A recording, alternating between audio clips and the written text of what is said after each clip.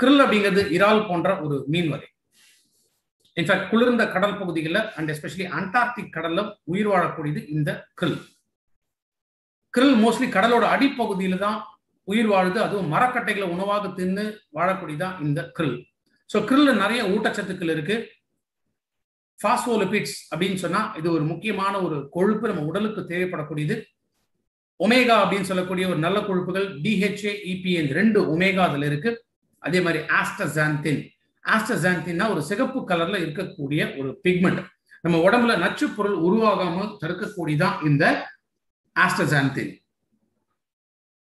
krill-னால கிடைக்கக்கூடிய health benefits என்ன அப்படின்னா, krill எடுக்கிறதுனால காக்னிட்டிவ் பவர். காக்னிட்டிவ் அப்படின்னா நம்மளுடைய மூளையோட செயல்பாடுகள், புத்திசாலித்தனம், புத்தி கூர்மை, மூளையோட செயல்திறன், தெளிவாக புரிஞ்சு கொள்ளக்கூடிய மனநிலை, ஒரு சுறுசுறுப்பு தன்மை, எக்ஸிகியூட்டிவ் ஃபங்க்ஷன் சொல்லுவோம் இல்லையா, ஸ்மார்ட்டா இருக்கணும் அப்படின்னா இதெல்லாம் மூளை சார்ந்த ஒரு விஷயங்கள்.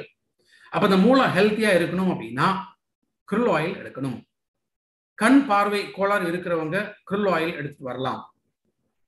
கண் பார்வை குறைபாடுகள் இருந்தாலும் சரி, வேற ஏதாவது ஐட் எஃபெக்ட்ஸ் இருந்தாலும் சரி, krill ஆயில் எடுக்கலாம்.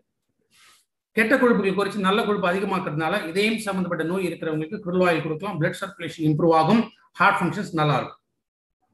புற்றுநோய் செல்களை அழிக்கக்கூடிய தன்மை krill ஆயில்ல இருக்கு. krill ஆயில் எடுக்கிறதுனால நல்ல தூக்கம் கிடைக்கும், ஸ்லீப் பேலன்ஸ் இது கொடுக்கக்கூடியது. ஃபேட்டி லிவர், உடம்புல கல்லீரல்ல கொழுப்பு போய் சேரும்போது அந்த ஒரு என்லார்ஜ்மெண்ட், வீக்கம் அடையும், இதுதான் ஃபேட்டி லிவர் அப்படின்னு சொல்லுவோம். அதே மாதிரி krill ஆயில் பெண்களுக்கு பீரியட்ஸ் ரிலேட்டடான complications, pre menstrual syndrome, periods வரதுக்கு முன்னாடி ஒரு வாரத்துக்கு முன்னாடி ஏற்படக்கூடிய உடல் சோர்வு, மன அழுத்தம், இது வராமல் தடுக்கக்கூடியது krill ஆயில். ஸோ krill ஆயில்ல எத்தனை விதமான ஹெல்த் பெனிஃபிட்ஸ் இருக்கிறதுனால ஒரு நாளைக்கு 2 கேப்சூல் வித் ஃபுட், சாப்பிடும் போதே சேர்த்து கேப்சூல் முழுங்கணும். அப்படி இல்லைன்னா சாப்பிட்ட உடனடியாக கேப்சூலை எடுத்துக்கலாம். இதுல இருந்து நான் ஒரு ப்ராடக்ட்டுமே நான் சொல்லக்கூடிய டோஸ் அப்படிங்கிறது ஒரு நாள் கணக்கு. ஒரு நாளைக்கு 2 krill ஆயில் அப்படின்னு சொன்னா காலையில ஒன்று நைட் ஒன்று எடுக்கலாம், இல்லை காலையில ஒன்று மதியம் ஒன்று போடலாம், இல்லை மதியம் ஒன்று நைட் ஒன்று போடலாம், இல்லை அட் அ டைம் 2 கேப்சூல் போடலாம், எப்படி வேணா எடுக்கலாம்.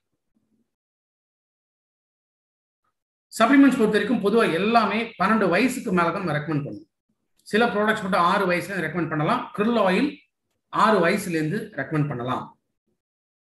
சப்ளிமெண்ட்ஸை பொறுத்த வரைக்கும் பிஃபோர் ஃபுட்டு தான் எடுக்கணும், ஆஃப்டர் ஃபுட்டு தான் எடுக்கணும், ஸ்ட்ரிக்டா ரூல்ஸ் எல்லாம் எதுவும் கிடையாது. பிஃபோர் ஃபுட்டு ஆஃப்டர் ஃபுட்டோ 1 மணி நேரம் கேப் விடணும். ஏன்னா சில பேருக்கு எம்டி ஸ்டொமக்ல எடுத்தா கம்ஃபர்டபுளா இருக்கும், சில பேருக்கு எம்டி ஸ்டொமக்ல எடுத்தா வயிறு ஒரு மாதிரி உபசமா இருக்கு, வயிறு எரிச்சல் இருக்கு அப்படின்னு அவங்க ஃபீல் பண்ணலாம். அந்த மாதிரி இருக்கும்போது சாப்பிட்ட பிறகு சப்ளிமெண்ட்டை எடுக்கலாம். இதான் பேசிக் ஸ்டாண்டர்ட் ரூல்ஸ் இருக்கக்கூடியது.